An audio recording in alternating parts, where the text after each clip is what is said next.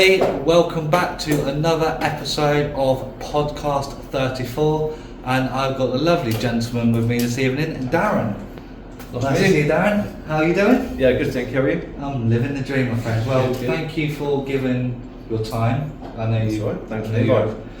you're a very busy man, so you're more than welcome to come on. So, do you have a bit of a hobby that's a bit interesting, a bit different? Yeah. It's a lot of people do it, but so I do metal detecting. So I'm a metal detectorist. I do get called a metal detector sometimes. Yeah. I offer a service where I go out for free and help people recover lost jewellery, phones, keys, anything that's got metal in it. I'll try and find it. Oh, amazing. So, how did you get into sort of metal detecting? I've always been interested in history, and back in December 2009 I got my first detector. That's because I came back from Rome in the summer just before then, with my ex-wife, and got chatting to a guy on the beach in Charmouth near Lyme Regis. Who was detecting on the beach. I knew nothing about what to do, what it was. I knew what it was, but what to do, where to begin, and that kind of stuff. And what kind of things he'd find. So he said that he's kind of made his money back on his detector on things that he's found. But also showed some of the kind of historic stuff that he'd found as well, so I thought that was quite cool. I quite liked that side of it, so I got one that December for Christmas. Went out on the beaches and just started to get used to listening to a metal detector for the first time, so it was really quite good fun.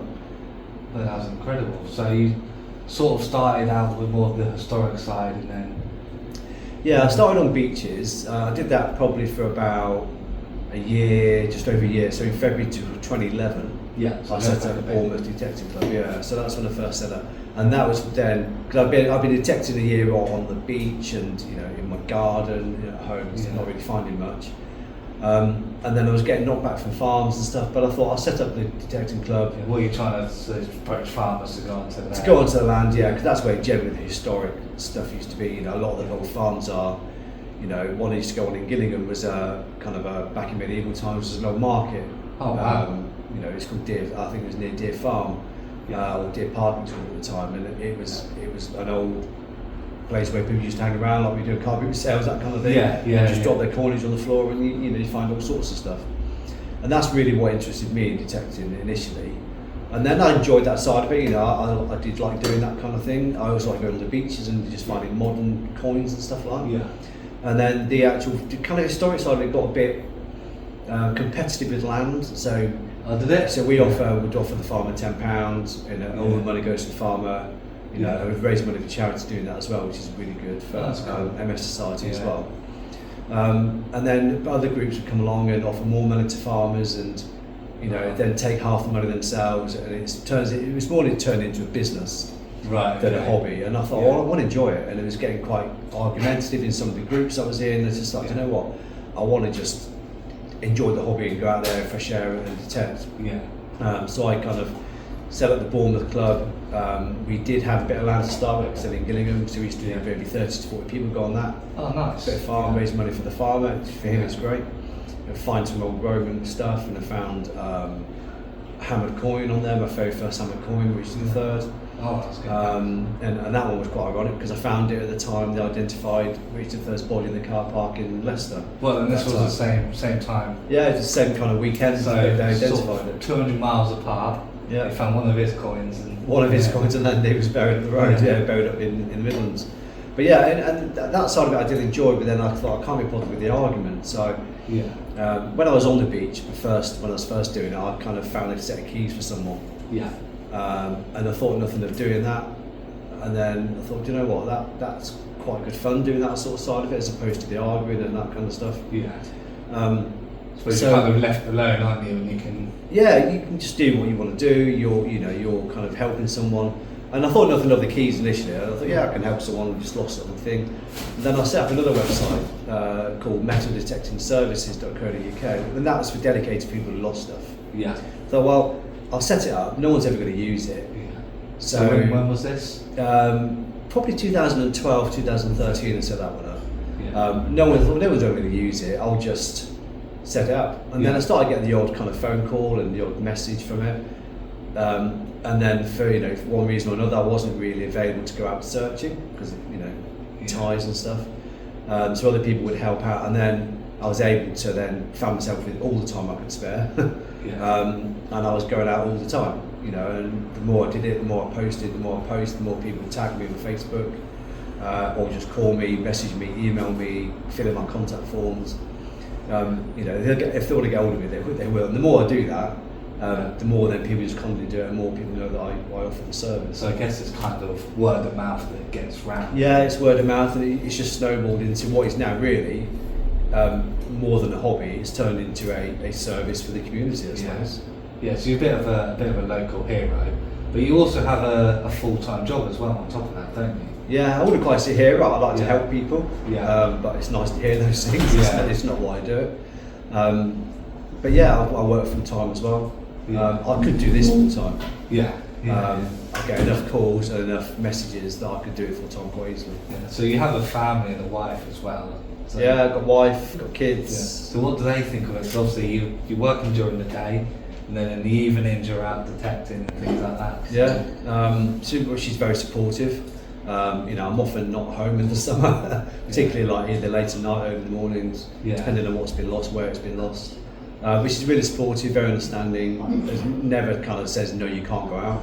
And I always try and make sure it kind of doesn't interrupt our family life too much in the day, because if weekends we've got kids, we want to go out, so the family will come first in that respect. And I'll try and arrange stuff either before we go out, when we get back. But if I can't do it at all for a weekend or from away, then I've got two guys, John and Aaron, who also kind of help out.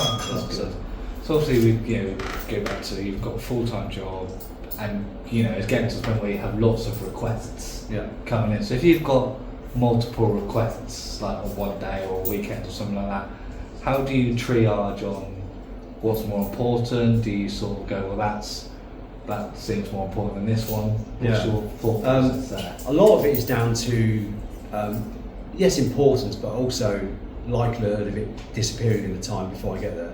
So if it's in the garden, it could be the most important of the say four. Just say there's 4 requests coming in. It could be the most important one of the 4, but actually it's not going to go anywhere. It's in the garden. It's in the garden. No one's going to walk past and pick it up. Whereas on the beach, it might be less important. Well, it's important to them. But it may not appear as sentimental. But because it's in the sea and the sand, you've got to get down there. Otherwise, someone else might find it, or it might get washed away, or whatever. So race against the tide. Race against the tide definitely is a good way of putting it. But the garden ones can wait. I've done. I was messaged about a lady who contacted me from New Milton who lost an earring 3 years previously. And I rearranged. I went about a month or two after I was contacted. Various, it was on holiday a lot, even last August.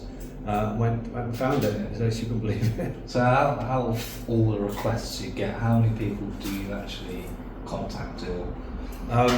So if every request I get, I contact every single person. So every single person that sends you a request, somehow I'll contact them, either I'll phone them or message them on Facebook or text or whatever. But I'd always respond. That's incredible. Well, it's important if they've reached out to me or someone's tagged me in the post. I just, even if it's just a comment to say, "Oh, can you call me?" I'll tag them back and say, "Can you call me?" and see if I can help. Or I'll message them privately and say, "I've been tagged. Can you just give us a call? What have you lost?" and that kind of stuff, or where have you lost it? But I'm quite proud of the fact that I do that, and I contact every single. So no, I just think, I can't be bothered. I've never done that. I've contacted every single person. That's really good. A really good achievement. And what is it for you that you enjoy the most? Is it being out in the fresh air down the beach, or is it actually when you find that person, that item, it's like your eureka moment, or is it when you unite the person with that item? What's the sort of... I love being out, don't get me wrong. It's nice being out, especially on the beach at 3 in the morning. A bit creepy sometimes getting down there, but when you're there, it's quite nice. But it's about the recovery. It's about getting it back to the person. So that initial handover is that, what is the sort of the emotions they have? Relief, joy? So all of it. So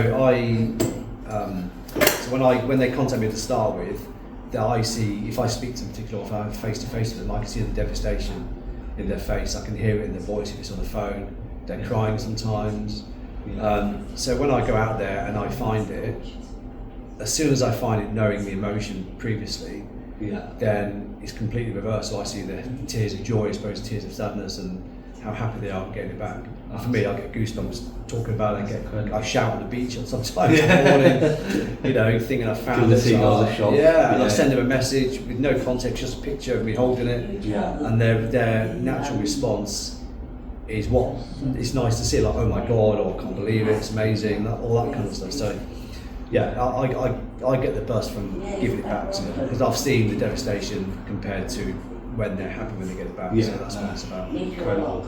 So obviously I'm guessing there might be a guess, but give or take, how many items do you think you've returned over the years? I know exactly what I've returned. So you log it all? I log it all, yeah. I'm going to start to log, like, how many of those I found, how many rings, how many phones, how many keys, but it's just the time to do that, because I've got to go back through my phone and look at every single one. That's where I log in now, is on Facebook.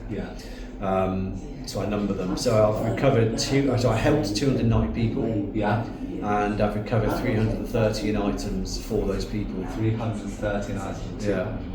That's yeah. So I'm now on the countdown to my 300th person helped. Yeah. So out of that 319 items, is there any that stick in your mind more than most, or is there any sort of? Yeah, 100%. There's definitely a top three, but I don't want to disrespect any other search that I do, because in their way they're all important. But this one was. So I think 6 years ago now, I found a ring for a guy called Jordan Jenkins. So his younger brother Owen, a year earlier, had died saving 2 girls from drowning in Nottinghamshire, in Beeston, and he was only 12 years old at the time. So he saved the 2 girls, but sadly lost his life. And the ring that Jordan had lost contained his ashes. Right. Okay. So his younger brother. So I was called by the Marshall Court Hotel. So they must have gone to the hotel. They stayed at the hotel, so they were down here for the cheerleading festival. This is the BIC.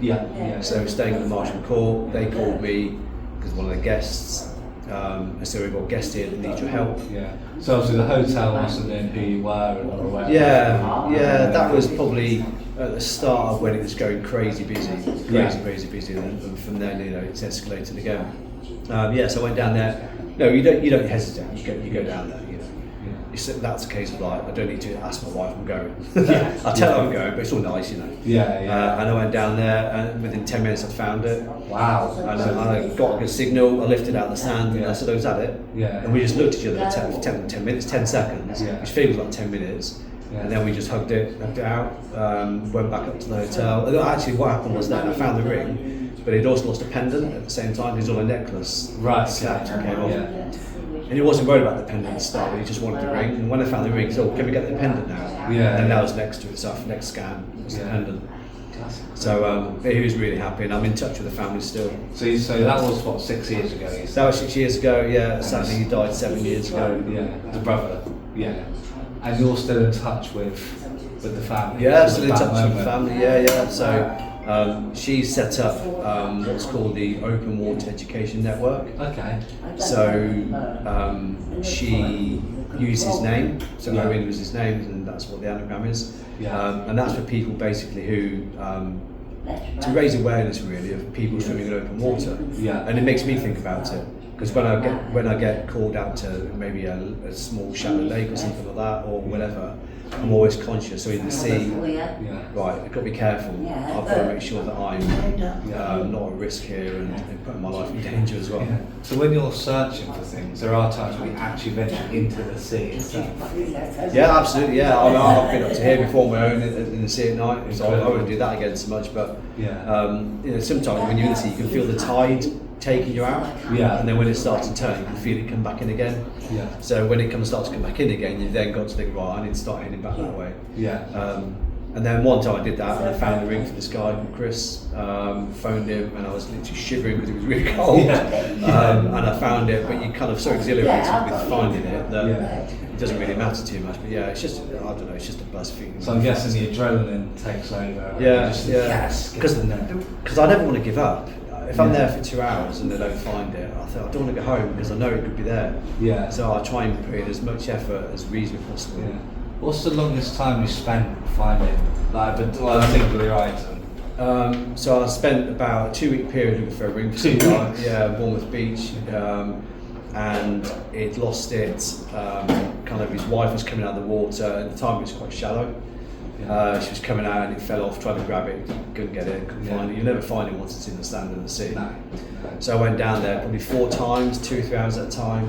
And on the final go, I found it. Yeah, wow. Yeah, and it's like that was literally such a moment. Do you have to work out the tides as well? And Yeah, how far I've it's got drifted? tide apps. I look at them all the time. And you know, unfortunately, most tides are about 3 o'clock in the morning. Because if they're in the afternoon, then I kind of try and avoid them so much, depending on what I'm doing as a family as well. So I don't mind doing the early morning. And obviously you've got a day job as well. And I've got a day job, so sometimes I have to So you wait. can't just leave work and... No, I mean I've been out with work, once before for actual searching. So the work let me go and search in Bournemouth Gardens. Was that a special case, was it? Or? It was just one that she'd just lost. I was contacted and I said, look, can I just nip out and into the gardens? Yeah, that's fine. You know, and it's a community service and we support the communities. You know, our work are very good at allowing you to support communities and stuff like that. So they let me go out. I mean, I try not to make a habit of that because it isn't my, it's in my work time and it's not my job to do. But I try and help out where I can and try and minimise the impact on work as much as possible. So of course you have a day job. You got your searching, which is almost a full-time job in itself. You got a wife and a family. Where do you sleep? Yeah, it's overrated. I sleep, and I'm not one that kind of generally needs it. If I'm asleep thinking I'm going to wait till tomorrow night, I think I could go now because sometimes the time is important to get there straight away. Can't leave it. So it's always on my mind, and my mind's ticking over all the time around when can I get out there. So if there is an item that you've been contacted about, it sort of sits, niggles in your back of your mind, does it? Yeah, particularly if it's in the sea, on the sand, Bournemouth Beach, because Bournemouth Beach is riddled with medical detectorists. Like in early morning, maybe from 4 or 5 o'clock, right through to like 8, 9 o'clock in the morning. So if you don't get down there in that time, you're going to lose. You're going to lose the opportunity to do it. So I try and get down there as soon as I reasonably can. So you enjoy it that much? You go out, you do it for free. What have you got any ideas of you going up or stopping or? No, as long as my heart's still pumping, I'll be doing it. You're going to carry on. Yeah, I'm going to carry on doing it. Yeah, I love to help out. It's being outside, you go out, you just kind of lose yourself in that moment. So when my headset's on, my headphones are on and I'm listening to the bit, I just don't focus on anything else. So that's why my kids don't come with me, because I can't concentrate on them and concentrate on what I'm doing in the daytime. I don't feel anything they want to be honest, because I could be there for hours and stuff. So I've been down a couple of times to the beach with them. They come on the beach and I've, when it's a nicer day and stuff, but certainly not the early morning ones, and generally not the late night ones as well. So everything that you've learned, is it self-taught, or was someone showing you the ropes? It's all self-taught. You ask questions on forums and groups that I'm in. I've got kind of now 2, I'd say, top-end detectors from a company called Mind Lab. One I've had nearly 7 years, so I kind of know that one. And one I've had for about 8 months, and it's a very different machine. It's like starting again. So I'm learning all the different settings and what I need it for. But when I do it, pretty much any kind of setting is going to find most of the stuff, because I'm looking for gold or jewellery or that kind of phones and stuff like that. Mainly the settings you need are for when you're out on the farm, looking for various tiny bits of coins or other gold artifacts, other Roman artifacts maybe. But when I'm on the beach, it's generally gold or silver, which most settings will put that opinion. And you can just go down the beach, you don't need any licenses or anything? No, there used to be a permit, a Crown Foreshore permit, but that was that's been scrapped, so you can go down the beach. You can't do like certain parts of Hainsbury Head. You can do from sandbanks, but not the sand dunes, right through to Southbourne. Hainsbury Head itself is a special scientific interest, which is a triple SI site. So you can't go there at all. They're at RNH4, and you can't do the cliff faces, the base of the cliffs. You can't do those either. But the beach is okay, but not the kind of harbour side. So there's just got to be kind of, there's plenty for there's 7 miles for the beach you can do. And I do Studland Beach as well. Oh, nice. So I've got a permit for that. and I'm also one of the contacts in the National Trust office over there. Oh, okay. So when people go over there, when I go on the ferry now, they go, "Why don't you get a permit for this? We can get you cheaper ferry crossings." Oh. Because I do it all the time. They kind of know me now over there. So yeah, but it's greasy, But then again, I've done that at 3 in the morning on Stuffing Beach. Incredible. So I park at the hotel there and walk down, and that's really creepy. Walking through the kind of wooded area by the car park, the eyes looking at you in the my head torch reflection. Just go the deers and stuff. Yeah, it's just really bizarre down there. But yeah, I'll go anywhere. Yeah. As long as my kind of fuel or my costs are covered, like the parking and stuff, then yeah. I'm guessing all your interactions with people are generally positive. Any negative ones or any funny ones? We have a lot of banter and laughs on some of them when I post some stuff with some of the people that are in other groups that I'm in. But there was one guy I was in, so I'm in the National Marine Recovery Service as part of the group. And that's like a national? Yeah, there's about 3,000 of us that do this around the UK or are registered to help out, but because I live on Bournemouth Beach, I'm probably the most active in that group as well, purely because it's Bournemouth Beach. Yes. And it's just busy. Height of the summer, air show. Yeah, exactly. 2,000-3,000 people possibly. But it's a really good group, some great people on there. But there's one guy who literally thought I was faking it all. Well, your whole life? Yeah, my whole life, yeah. He thought I was faking all the stuff. That's fine, because he was like, well, this guy responds within like 5-10 minutes sometimes. He my phone is always in my hand, by the way, so the fact that's on the table now is rare. It's normally there for the boy, he's getting tagged or looking at stuff. And he spent about an hour going through my profile, working out my message to contact rate and my recovery rate from when I was first contacted, how many times I go out, literally analysed my whole life, it felt like. And he was saying he's basically fraud. He even said to me, he's even got his face mask on down on the beach. Who do you think he is, kind of guy? It's like, well, but that wasn't my face mask, it wasn't even of me. It was a guy I'd helped search a ring for his mate on a birthday party on the beach. It was only a couple of years ago. And they'd had a face mask, like you do. Oh, like a stag do type thing. They had a face mask, I don't know if the guy, and to be fair, he did look a bit like me. But he said he's even got his face on the beach. So it's like, wasn't even my picture, wasn't even me. So it was really funny. But it's the fact that he took that time to analyse all my stuff to say, this is not real. I think he was just probably a bit jealous, I don't know. Yeah, it does sound like jealousy or envy that you're out making a positive difference in the community. Just trying to find a way to pull me down, I suppose. Rather than focusing on what he could achieve. Yeah, exactly. Yeah. So he was removed from the group, and I was defended in the group. People say to me, "Well, yeah, but he's in Bournemouth. It's a busy piece." So, but yeah, for me, it's like whatever. But I know I'm not faking any of it. Yeah. So for me, I'm comfortable with it, so it's fine. So obviously, when you go out on searches and you're looking for a particular item, have you ever then found anything else that you can reunite? Yeah. Well, try and reunite. I've never sold a ring that I found or anything that I found, even if it's gold or silver, whatever. So I've got a case at home with some silver and gold rings in there, some metal rings. So if people, even if it's 3-4 months down the line, they went on holiday to Bournemouth or they went to the beach with their kids or whatever, and they're trying to trace the steps, they could still reach out to you and say, it's a long shot, but I was in Bournemouth Beach on Easter 2018. I lost a ring. I did find a ring in a place, probably not say exactly where, and it's got an inscription on the inside, but I thought it was quite a unique inscription, but actually it works out, it's a Cornish inscription. Right, okay. And it was actually quite a common phrase. Oh, okay. But I shared that on Facebook, and that was shared like 1,500 times. Wow. But still, no one has claimed it. No one's claimed depending it. on the place it was found, maybe that's maybe that's why. So I vary how I post things. So I post either the item to say, has anyone lost this ring? If you haven't, let me know where you found, where you lost it. Or I'll post to say, I found a ring in this place, describe the ring. So I kind of switch it up a little bit. To make sure people can get their stuff back. People have said to me, does the inscription say that? I go, no, it doesn't. Well, it does. Give me my ring, it's mine. I said, well, you've got and you've had people that try their luck. Try their luck. I had one guy and this is a weird story actually. So I looked for this gold pendant for this lady.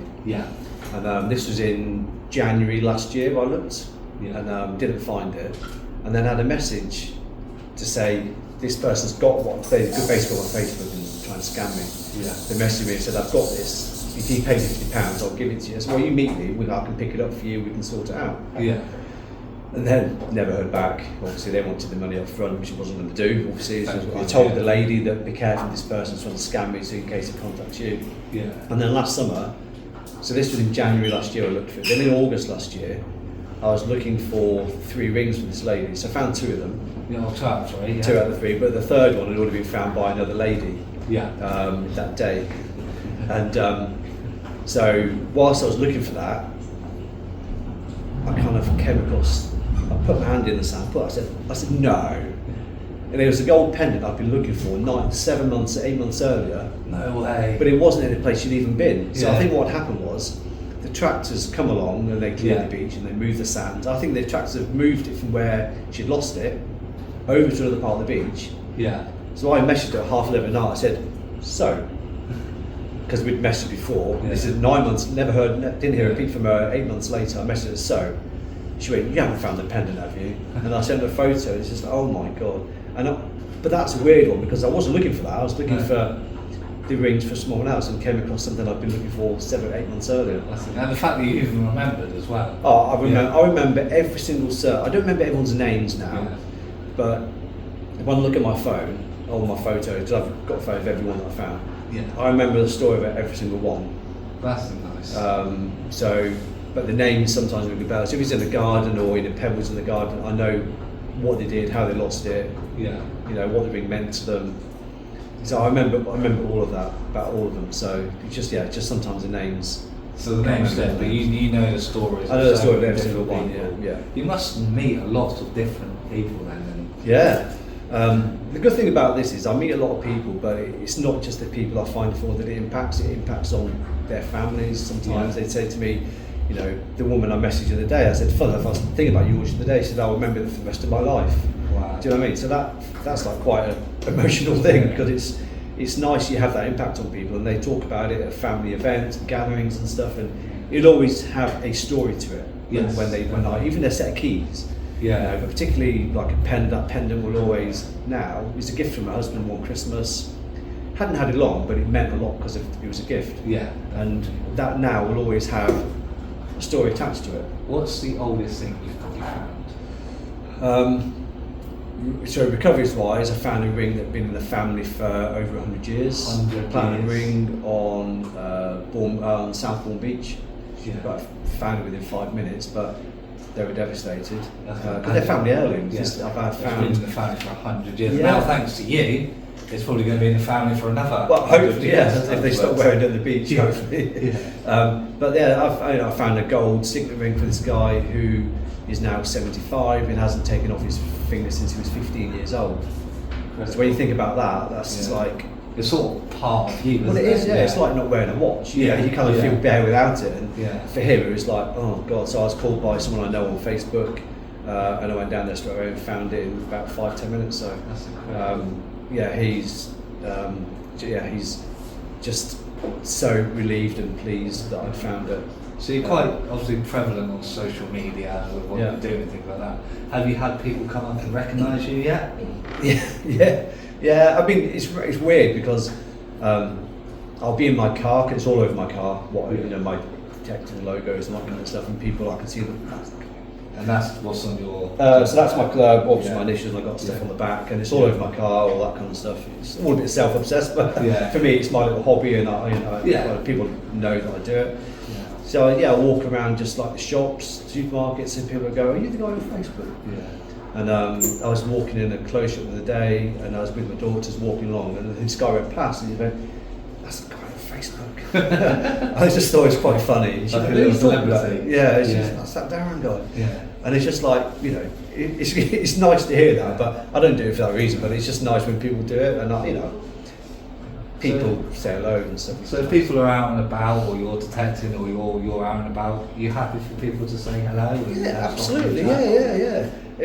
One of the funniest moment of that was I was at Blue Pool in Wareham. Yeah. And I went down I was with my kids down this really random little cut through to the bottom of the water's edge.